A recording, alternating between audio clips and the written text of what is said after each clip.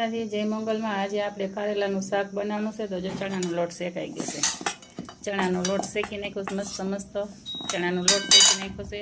પછી આ ડુંગળી સુધારી લીધી છે, ટમેટા સુધારી લીધા છે, અને કોથમીર સુધારી લીધી, અને લસણની પેસ્ટ કરી નાખી છે, અને અહીંયા આપણે કારેલા બાફી નાખ્યા છે।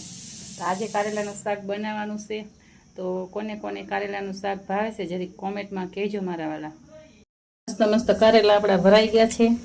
મસ્ત જો કારેલા ભરી લીધો છે, ચણાનો લોટ શેકીને મસ્ત ભરી લીધો છે। અને હવે છે ને તેલ મૂક્યું છે, જો અહીંયા તેલ મૂક્યું છે આગળ।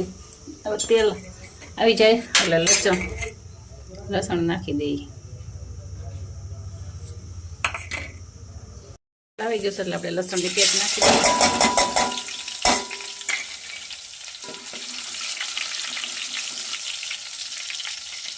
પછી નાખી દેવી ડુંગળી,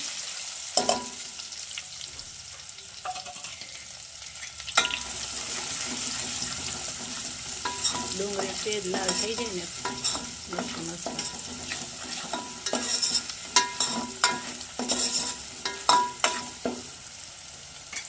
હવે નાખી દઈએ ટમેટા।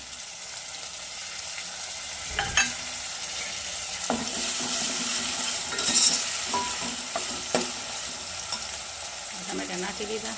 હવે આ પાકી જાય બસ તો પછી બધા મસાલા નાખી દઈએ।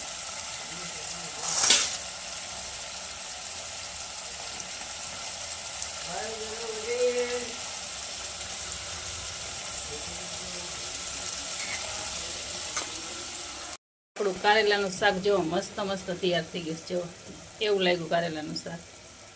તો કોને કોને કારેલાનું શાક ભાવે છે જરી કોમેન્ટ કરજો મારા વાલા મિત્ર।